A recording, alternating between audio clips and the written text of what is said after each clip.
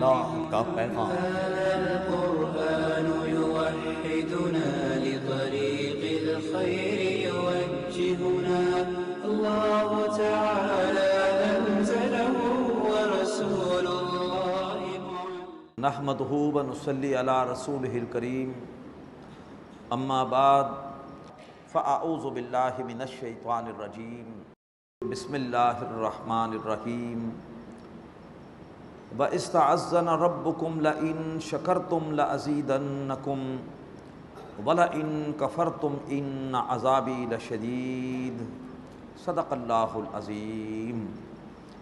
رب اشرح لی صدری ویسر لی امری واحلل عقدۃ من لسانی یفقہوا قولی آمین یا رب العالمین۔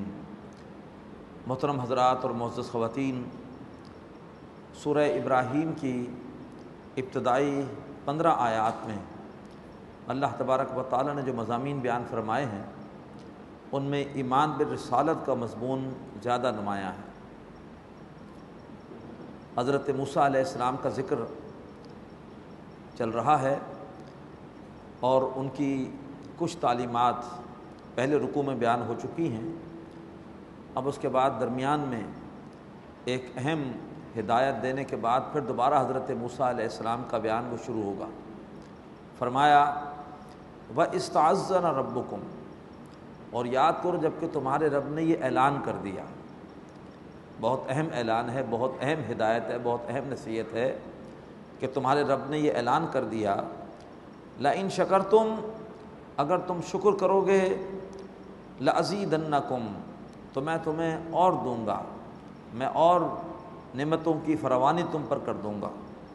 وَلَئِن كَفَرْتُمْ، اور اگر تم کفران نعمت کرو گے، ناشکری کرو گے، إِنَّ عَذَابِي لَشَدِيدٌ، تو بے شک میرا عذاب پھر بڑا سخت ہے۔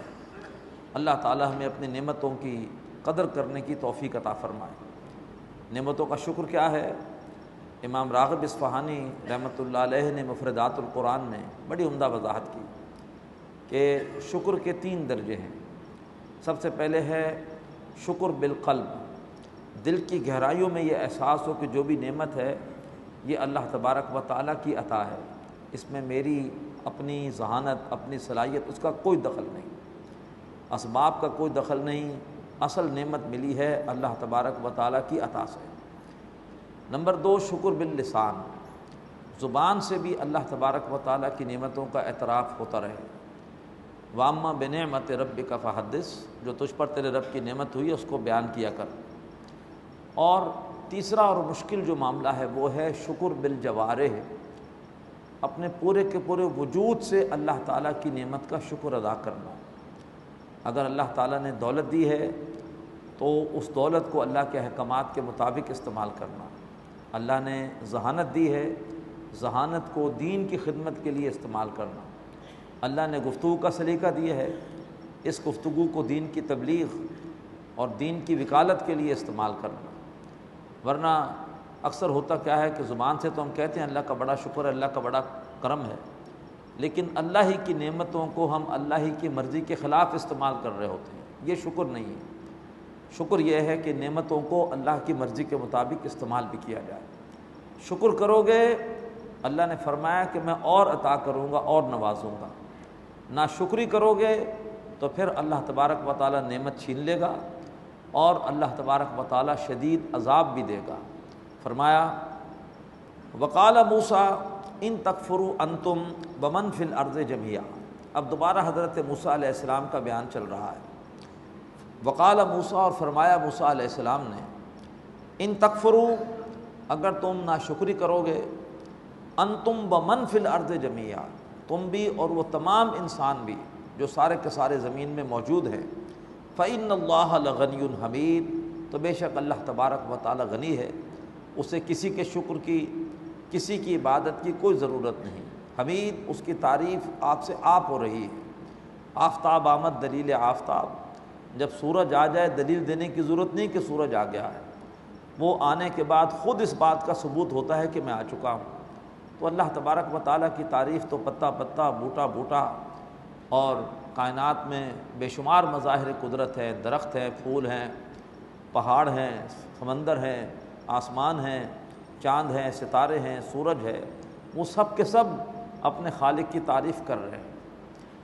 جو کچھ تمہیں کہا جا رہا ہے شکر کے لیے تمہارے ہی بھلے کو ہے، اس میں اللہ تبارک و تعالیٰ کی اپنی کوئی غرض نہیں ہے۔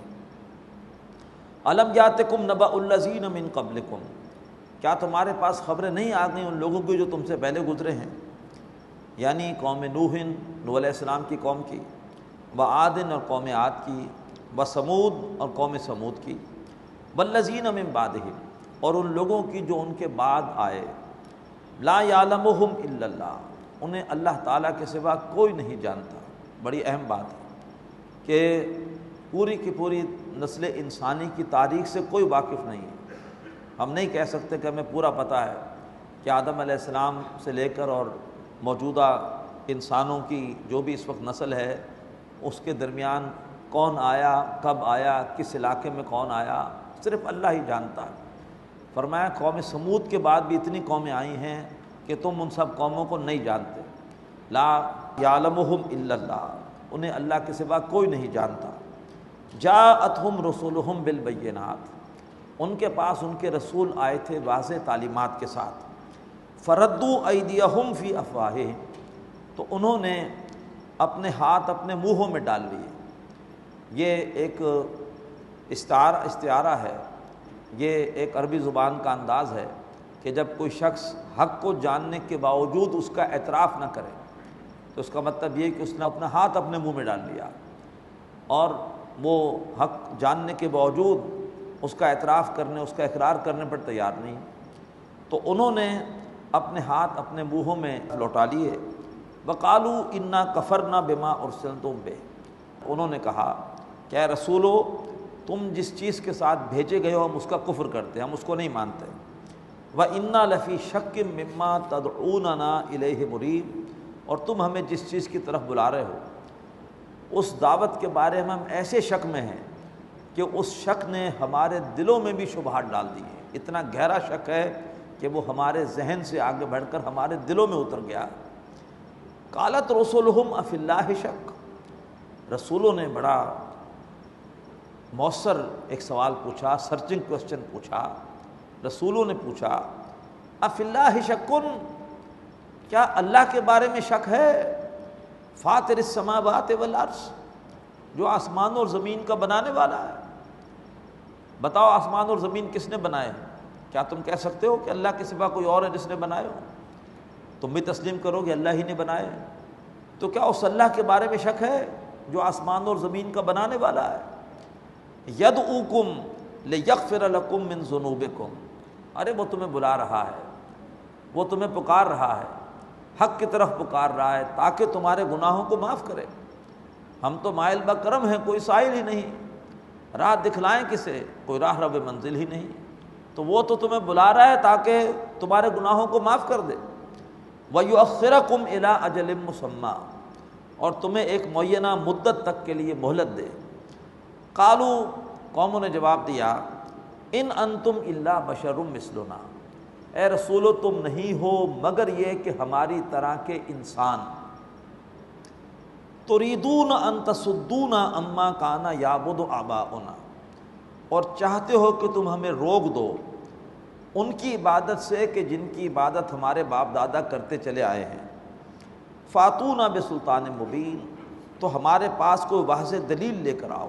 قالت لہم رسولہم، ان سے کہا ان کے رسولوں نے ان نحن الا بشر مثلکم، ہم نہیں ہیں مگر تمہاری طرح کے انسان۔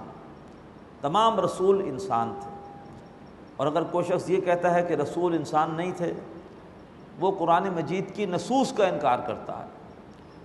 مفتی مجیب الرحمن، ان سے میں نے ایک مرتبہ سوال کیا کہ یہ کہ دیوبندی بریلوی مسئلے کا حل بھی ہے کہ نہیں، تو کہنے کہ بالکل حل ہے، بس صرف کچھ بے احتیاطی ہوئی ہے بعض کتابوں میں کہ جس کی وجہ سے مسئلہ بڑھ گیا ہے، ورنہ حقیقت کے اعتبار سے خود ان کا زیادہ فرق نہیں ہے۔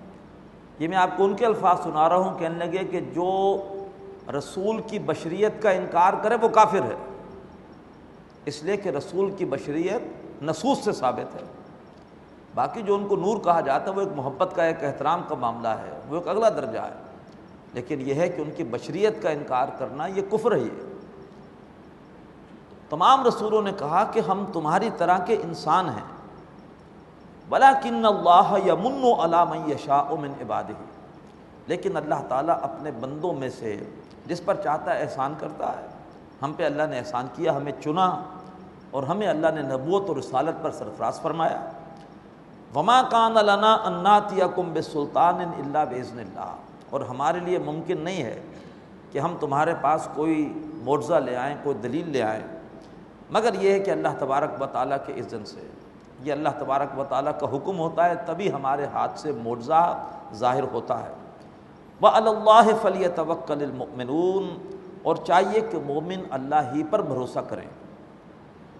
وَمَا لَنَا أَلَّا نَتَوَكَّلَ عَلَى اللَّهِ، اور ہمیں کیا ہو گیا ہے کہ ہم اللہ تعالیٰ پر بھروسہ نہ کریں۔ وَقَدْ هَدَانَا سُبُلَنَا، جبکہ وہ ہمیں ہمارے راستوں کی ہدایت دے چکا ہے۔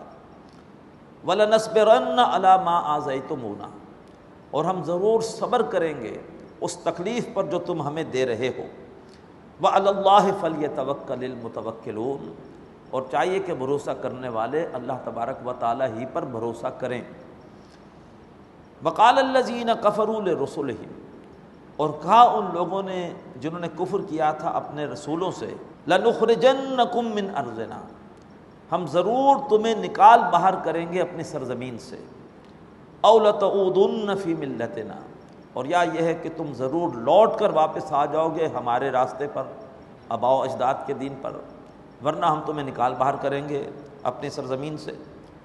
فَأَوْحَىٰ إِلَيْهِمْ رَبُّهُمْ، تو ایسے میں رسولوں کی طرف وحی کیا ان کے رب نے، لَنُهْلِكَنَّ الظَّالِمِينَ، کہ ہم ضرور ہلاک کر دیں گے ظالموں کو، وَلَنُسْكِنَنَّكُمُ الْأَرْضَ مِن بَعْدِهِمْ، اور ہم ضرور تمہیں ان کے بعد زمین میں آباد کریں گے۔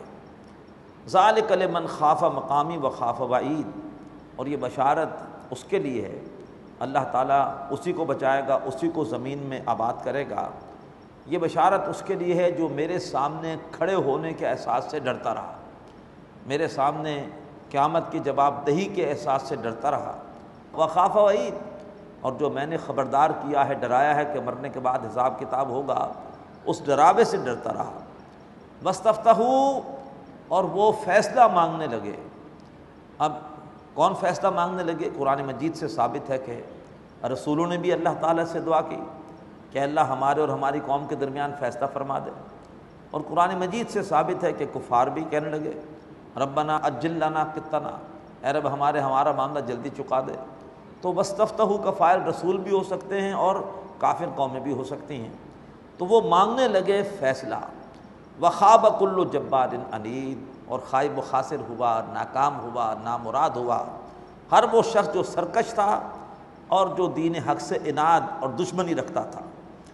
من ورائہ جہنم، یہ تو ان پر دنیا کا عذاب آیا، دنیا میں اس کردار کے لوگ ناکام ہوئے، وہ عذاب وقتی تھا۔ من ورائہ جہنم، اور اس عذاب کے پیچھے اب جہنم ہے۔ ویسقیٰ من ماء صدید، اور انہیں پلایا جائے گا پانی پیپ کا، زخموں کا دھون اور پیپ وہ انہیں پلائی جائے گی۔ یتجرعہ، جہنمی بڑی مشکل سے اٹک اٹک کر گھونٹ گھونٹ کر کے اس کو پیے گا۔ ولا یکاد یسیغہ، اور وہ اسے حلق سے اتار نہ سکے گا۔ ویاتیہ الموت من کل مکان، ایسی شدید تکلیف میں ہوگا کہ محسوس ہوگا کہ موت ہر طرف سے آ رہی ہے۔ وما ہوا بمیت، لیکن یہ کہ مرے گا نہیں، تکلیف برداشت کرتا رہے گا، تکلیف برداشت کرتا رہے گا۔ ومن ورائہ عذاب غلیظ، اور اس کے پیچھے پھر بڑا گاڑا قسم کا عذاب ہوگا۔ اللہم اجرنا من النار، اللہم اجرنا من النار، اللہم اجرنا من النار، اللہ ہم سب کو اس جہنم کے عذاب سے محفوظ فرمائے۔ آیت 15 تک تو مضمون تھا جس میں ایمان برسالت کا پہلو غالب تھا۔ آیت 16 سے آپ دیکھ رہے ہیں کہ اب ایمان بالآخرت کا مضمون شروع ہوا ہے۔ اب یہ مضمون چلے گا آیت نمبر 23 تک۔ آیت نمبر 18 میں ایسے لوگوں کے اعمال کے لیے ایک تمثیل دی جا رہی ہے کہ جو حالت کفر میں نیکیاں کرتے ہیں کافر لیکن خدمت خلق کے کام کر رہے ہیں، یا یہ ہے کہ دکھاوے کے لیے نیکیاں کرتے ہیں، یا یہ ہے کہ جزوی نیکیاں کرتے ہیں، کماتے حرام سے ہیں اور اسی حرام کمائی سے عمرہ کر رہے ہیں، اسی حرام کمائی سے مسجدوں میں چندے دے رہے ہیں اور خدمت خلق کے کام کر رہے ہیں۔ تو ایسے لوگ کہ جو جزوی نیکی کر رہے ہوں، دکھاوے کی نیکی کر رہے ہوں، اور یا یہ ہے کہ حالت کفر میں نیکی کر رہے ہوں، ان کی نیکیوں کے لیے قرآن مجید میں 3 مثالیں آتی ہیں۔ آج پہلی مثال آ رہی ہے سورہ ابراہیم میں، مثل الذین کفروا بربہم، مثال ان لوگوں کی جنہوں نے اپنے رب کا کفر کیا۔ اعمالہم کرباد، ان کے اعمال، ان کی نیکیاں ایسے ہیں جیسے کہ کوئی راکھ کا ڈھیر ہو، اشتدت بہ الریح فی یوم عاصف، اور ایک تیز آندھی والے دن اس پر بڑی تیز ہوا چلے اور اسے بکھیر دے۔ لا یقدرون مما کسبوا علی شیء، جو کچھ بھی انہوں نے کمائی کی اس پر ان کا کوئی اختیار نہیں ہے۔ بظاہر بڑی نیکیاں کی، بڑی مشقتیں اٹھائیں حج کے دوران، لیکن کمائی حرام کی تھی، یا یہ ہے کہ دکھاوا کرتے رہے، ریاکاریاں کرتے رہے، تو جو بھی محنت کی تھی اس پہ کوئی اختیار نہیں ہے، ساری محنت ان کی برباد ہو گئی، ضائع ہو گئی۔ اللہ تعالیٰ ہمیں خلوص کے ساتھ، اخلاص کے ساتھ پورے کے پورے اسلام پر عمل کی توفیق عطا فرمائے۔ ذالک ھو الضلال البعید، اور یہ بہت دور کی گمراہی ہے۔ الم تر ان اللہ خلق السماوات والارض بالحق، کیا تم نے نہیں دیکھا کہ بے شک اللہ تعالیٰ نے بنایا آسمانوں کو اور زمین کو بامقصد۔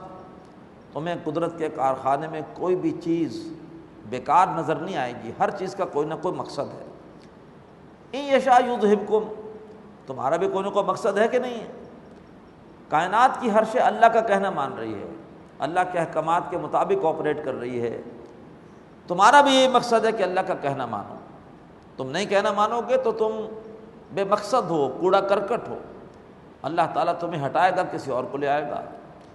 ان یشاء یذھبکم، اگر وہ چاہے تو تم سب کے سب کو لے جائے، ویأتی بخلق جدید، اور تمہاری جگہ کسی نئی مخلوق کو لے آئے۔ وما ذلک علی اللہ بعزیز، اور یہ چیز اللہ تعالیٰ پر بالکل بھی مشکل نہیں ہے۔ وبرزوا للہ جمیعا، اور وہ روز قیامت سب کے سب اللہ تعالیٰ کے بالکل سامنے کھڑے ہوں گے۔ فقال الضعفاء للذین استکبروا، تو کہیں گے وہ لوگ جو کمزور تھے ان لوگوں سے جنہوں نے تکبر کیا تھا۔ مریدین کہیں گے اپنے نام نہاد پیروں سے، اور ورکرز کہیں گے اپنے نام نہاد قائدین سے، تمہاری خاطر ہم نے کتنا اللہ کے احکامات کو توڑا، تمہارے جلوس کو لمبا کرنے کے لیے ہم نے نمازیں چھوڑ دی، تمہارے کہنے پر ہم نے ہڑتال کامیاب کرنے کے لیے لوگوں کی گاڑیاں جلائیں، تمہیں جتوانے کے لیے ہم نے جعلی ووٹنگ کی، پیر صاحب کے کہنے پر ہم نے جو ہے وہ نمازیں چھوڑ دی کہ پیر صاحب نے نمازیں معاف کر دی ہیں۔ ایسے پیر بھی ہیں جو روزے معاف کر دیتے ہیں۔ تو اس وقت یہ مریدین اور یہ ورکرز کہیں گے اپنے لیڈروں سے، انا کننا لکم تبعا، بے شک ہم تمہارے پیروکار تھے، فہل انتم مغنون عنا من عذاب اللہ من شیء، تو کیا تم ہم سے اللہ تعالیٰ کے عذاب میں سے کچھ کمی کر سکتے ہو؟ قالوا، وہ پیشوا چاہے مذہبی ہوں چاہے سیاسی ہوں، وہ کہیں گے لو ہدان اللہ لہدیناکم، اگر اللہ نے ہمیں ہدایت دی ہوتی ہم تمہیں بھی ہدایت دیتے، ہم خود دنیا دار تھے، مفاد پرست تھے، ہم نے تمہیں بھی اسی قسم کے تصورات دیے، شرک کی پٹیاں پڑھائیں، اور یا یہ ہے کہ گمراہ کن ہم نے تمہیں تعصبات کے نعرے دیے، ہم نے تمہیں جمہوریت کے نعرے دیے، کمیونزم کے نعرے دیے، روٹی کپڑا مکان کے ہم نے تمہیں نعرے دیے، ہمارا اپنا مقصود تھا اقتدار، اور اس کی وجہ سے اس کے لیے ہم نے تمہیں استعمال کیا، تمہارے کندھوں پہ سوار ہو کے ہم نے اپنے مفادات حاصل کیے۔ لو ہدان اللہ لہدیناکم، اگر اللہ نے ہمیں ہدایت دی ہوتی تو ہم تمہیں بھی ہدایت دے دیتے۔ سواء علینا، آج برابر ہے ہم پر، اجزینا، ہم شور شرابہ کریں، ہم صبرنا یا چپ کر کے بیٹھے رہیں، ما لنا من محیص، آج ہمارے یہاں سے کوئی خلاصی نہیں ہے، یہاں سے ہمارے لیے بھاگنے کی کوئی راہ نہیں ہے، اب تو ہم پھنس گئے۔ اللہ تعالی ہمیں دنیا دار قسم کے مذہبی اور سیاسی پیشواؤں کی پیروی سے محفوظ فرمائے۔ اللہ کا حکم ہے واتبع من اناب الی، پیروی اس کی کرو کہ جس کا رخ میری طرف ہے، جو ہمارا تعلق اللہ سے جوڑے ہمیں اس کی پیروی کرنی چاہیے، نہ کہ کسی دنیا دار قسم کے انسان کی۔ اب یہ ہے کہ اصل لیڈر کون ہے؟ دنیا داروں کا بھی ایک اور لیڈر ہے، جس کے پیچھے دنیا دار لیڈر چلتے ہیں، ان کے پیچھے عوام چلتے ہیں، اور وہ اصل لیڈر ہے، اصل گرو ہے شیطان۔ اب اس کا ذکر ہے، وقال الشیطان لما قضی الامر، اور شیطان کہے گا جب کہ معاملہ چکا دیا جائے گا۔ انتہائی خبیث دشمن ہے وہ انسانوں کا۔ جب اللہ تبارک و تعالیٰ فیصلہ سنا دے گا دنیا داروں کو کہ تم جہنمی ہو، اب اس وقت شیطان آ کر ایک خطاب کرے گا۔ شیطان آ کر کہے گا جہنمیوں سے، جن کے بارے میں جہنم کا فیصلہ ہو گیا ہے، کہے گا شیطان ان سے، ان اللہ وعدکم وعد الحق، بے شک جو اللہ نے تم سے وعدہ کیا تھا وہ سچا وعدہ تھا، نیکی کرو گے جنت دوں گا، نافرمانی کرو گے جہنم میں ڈال دوں گا، بے شک جو اللہ کا وعدہ تھا وہ سچا تھا۔ ووعدتکم فاخلفتکم، میں نے بھی تم سے وعدہ کیا تھا اور میں نے اس کی خلاف ورزی کی۔ میں نے تم سے کہا تھا اللہ بڑا غفور ہے، بڑا رحیم ہے۔ یہ مولوی خام کے ڈراتے رہتے ہیں، اور جو ہے وہ اللہ تبارک و تعالیٰ ماں سے بھی بڑھ کے محبت کرتا ہے۔ اور یہ بزرگان دین ہیں، ان کی مزاروں پر جاؤ، چادریں چڑھاؤ، ان کے عرس میں دیگے جا کے تقسیم کرو، تمہاری ساری حرام خوریاں یہ معاف کروا لیں گے، یہ سفارش کر کے تمہاری بخشش کرا لیں گے۔ میں نے بھی تم سے وعدے کیے تھے اور میں نے ان وعدوں کی خلاف ورزی کی۔ وما کان لی علیکم من سلطان، البتہ مجھے تمہارے اوپر کوئی اختیار حاصل نہیں تھا، الا ان دعوتکم فاستجبتم لی، میں نے تو تمہیں ایک دعوت دی تھی، تم نے خود اپنے اختیار سے میری دعوت پر لبیک کہا، تم نے میری بات مانی۔ فلا تلومونی، بس مجھے ملامت مت کرو، ولوموا انفسکم، اپنے آپ کو الزام دو۔ گویا ان بد نصیبوں کی حسرت میں اور اضافہ کر رہا ہے۔ یہ مت کہو کہ شیطان نے بھٹکا دیا، تم خود اپنی مرضی سے میرے بہکاوے میں آئے تھے، مجھے الزام مت دو، اپنے آپ کو الزام دو۔ ما انا بمصرخکم، میں آج تمہاری فریاد کو نہیں پہنچ سکتا، تمہارے لیے کچھ نہیں کر سکتا، کوئی تمہاری مدد نہیں کر سکتا۔ وما انتم بمصرخی، نہ تم آج میری فریاد کو پہنچ سکتے ہو، نہ تم میری مدد کر سکتے ہو۔ انی کفرت بما اشرکتمون من قبل، اور میں انکار کرتا ہوں جو تم نے مجھے اپنے معاملات میں شریک کر لیا تھا۔ ہم نے آج شیطان کو شریک کر رکھا ہے اپنے معاملات میں۔ ہماری اولاد ہمیں دی ہے اللہ نے، لیکن اس اولاد کو ہم ٹیلی ویژن کے سامنے بٹھا کر جو گندے ڈرامے اور بیہودہ اشتہارات دکھاتے ہیں، تو گویا ہم نے شیطان کو گھر میں شریک کر رکھا ہے کہ شیطانی کام ہمارے گھر پہ ہو رہا ہے، شیطان ایک غلط تربیت ہماری اولاد کو دے رہا ہے، شیطان کے حوالے کر رکھا ہے۔ ایسے تعلیمی اداروں میں داخل کر دیا ہے کہ جہاں پر وہ بچہ مسلمان نہیں رہتا، انتہائی بےحیا اور فاحشہ استانیاں ہوتی ہیں، استاد ہوتے ہیں، اور ان کے حوالے کیا ہوا ہے۔ نہ جانے سارا دن کیا تربیت کرتے ہیں، موسیقی بھی سکھاتے ہیں، غلط ادائیں بھی سکھاتے ہیں، غلط لباس بھی جو ہے وہ دیکھ دیکھ کے بچے متاثر ہو رہے ہوتے ہیں۔ تو تم نے جو مجھے اپنی مال اور اولاد میں شریک کر رکھا تھا، تم حرام سے کما کر لا رہے تھے، غلط کاموں پر پیسہ خرچ کر رہے تھے، مال اللہ کا تھا، تم خرچ کر رہے تھے میری مرضی سے، تو شیطان کہے گا جو تم نے مجھے شریک کر لیا تھا اپنے معاملات میں، میں اس کا انکار کرتا ہوں۔ ان الظالمین لہم عذاب علیم، بے شک ظالموں کے لیے دردناک عذاب ہے۔ وَأُدْخِلَ الَّذِينَ آمَنُوا وَعَمِلُوا الصَّالِحَاتِ جَنَّاتٍ تَجْرِي مِن تَحْتِهَا الْأَنْهَارُ خَالِدِينَ فِيهَا بِإِذْنِ رَبِّهِمْ، اور داخل کیے جائیں گے وہ لوگ جو کہ ایمان لائے اور جنہوں نے اچھے اعمال کیے ایسے باغات میں کہ جن کے نیچے سے نہریں بہتی ہیں، اور وہ ان باغات میں ہمیشہ ہمیش رہیں گے اپنے رب کے حکم سے، اپنے رب کی توفیق سے۔ اللہ ہمیں انہی میں شامل فرمائے۔ تحیتہم فیہا سلام، اور وہاں پر ان کی وہاں میں ایک دوسرے کے لیے دعا ہوگی، سلام، ایک دوسرے کو سلام پیش کر رہے ہوں گے۔ یہ تھا سورہ مبارکہ کا دوسرا حصہ کہ جہاں پر کچھ آخرت کا ذکر آیا۔ اب تیسرا حصہ ہے آیت 24 سے لے کے آیت 27 تک، جس میں حق و باطل نظریات کا موازنہ ہے۔ فرمایا الم تر کیف ضرب اللہ مثلا کلمۃ طیبہ، کیا تم نے نہیں دیکھا کہ اللہ تعالیٰ کیسے مثال بیان کرتا ہے ایک پاکیزہ کلمے کی، پاکیزہ نظریے کی، حق بات کی، کشجرۃ طیبہ، جیسے کہ ہو ایک پاکیزہ درخت، اصلھا ثابت، ایسا درخت کہ جس کی جڑ خوب زمین کے اندر ٹھکی ہوئی ہے، وفرعھا فی السماء، اور اس کی شاخیں آسمان تک پہنچی ہوئی ہیں، بڑا پیارا درخت ہے، زمین میں خوب جمع ہوا ہے، اور شاخیں اس کے پھیلی ہوئی ہیں اور بہت اونچی آسمان سے باتیں کر رہی ہیں. توتی اکلہا کل حین باذن ربہا، اور وہ درخت اپنا پھل لاتا ہے ہر بار اللہ تبارک و تعالیٰ کی توفیق، اللہ کے اذن سے. وَيَضْرِبُ اللَّهُ الْأَمْثَالَ لِلنَّاسِ، مثالیں بیان کرتا ہے اللہ لوگوں کے لیے، اللہ کو مثالوں کی ضرورت نہیں. لَعَلَّهُمْ يَتَذَكَّرُونَ، کیوں بیان کرتا ہے؟ تاکہ وہ اس سے نصیحت حاصل کریں. تو یہ ہے پاکیزہ نظریے کی بات کہ پاکیزہ نظریے کو استحکام حاصل ہوتا ہے، وہ زمین میں خوب گڑا ہوا ہوتا ہے، اپنے بلبوتے پر کھڑا ہوتا ہے اور اس کی خاص شان ہوتی ہے. یہ ہے اللہ کی نگاہ میں حق نظریات، ان کے لیے تمثیل. وَمَثَلُ كَلِمَةٍ خَبِيثَةٍ، اور مثال خبیث بات کی، خبیث نظریے کی ایسے ہے کَشَجَرَةٍ خَبِیثَةٍ، جیسے کہ کوئی خبیث درخت ہو، اجتثت من فوق الارض، جسے کہ زمین کے اوپر سے اکھاڑ لیا جائے. کوئی جھاڑ جھنکار سا ہے، بس ذرا سی جڑ اس کی زمین کے اندر ہے، ذرا سا آپ نے کھینچا تو باہر نکل آیا.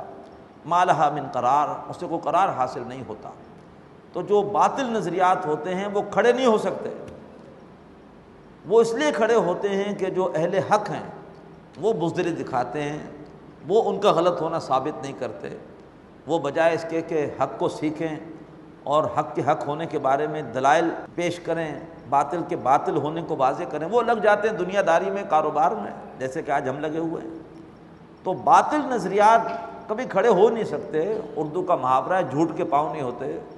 فرمایا کہ جو باطل نظریہ ہے وہ ایسا ہے جیسے کوئی جھاڑ جھنکار ہے، ذرا سا کوشش کی جائے تو زمین سے باہر آ جاتا ہے، اسے قرار حاصل نہیں ہے.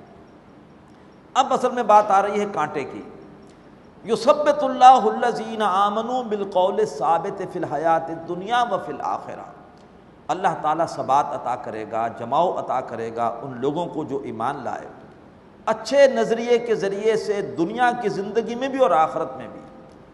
اگر تم چاہتے ہو کہ دنیا میں عزت ملے، آخرت میں سرخرو، اچھا نظریہ اختیار کر لو. وہ اچھا نظریہ کیا ہے؟ قرآن مجید، اللہ کا کلام. اس کتاب کے ذریعے سے حدیث میں آتا ہے کہ اللہ قوموں کو عروج دے گا، اس کتاب کو چھوڑنے کی وجہ سے ذلیل کر دے گا. اللہ تعالی ہمیں اپنی کتاب سے محبت عطا فرمائے، اس کے پڑھنے پڑھانے، اس کے سمجھنے سمجھانے، اس کی تعلیمات پر عمل کرنے، اس کے احکامات کے نفاذ کے لیے جد و جہد کرنے اور اس کی تعلیمات کو عام کرنے کی توفیق عطا فرمائے. جو ہی امت کا ایک بڑا حصہ اس کام میں لگ گیا، اللہ تعالیٰ دنیا میں بھی عزت دے گا اور آخرت میں بھی اللہ تعالیٰ عزت دے گا. آخرت میں بھی القرآن حجت لک علیک، یا قرآن تیرے حق میں گواہ ہوگا یا تیرے خلاف گواہ ہوگا. وَيُذِلُّ اللَّهُ الظَّالِمِينَ، ظالموں کو اللہ تعالیٰ گمراہ کرے گا. وَيَفْعَلُ اللَّهُ مَا يَشَاءُ، اور اللہ تعالیٰ جو چاہتا ہے سو کرتا ہے. بارک اللہ لی ولکم فی القرآن العظیم ونفعنی وإیاکم بالآیات والذکر الحکیم.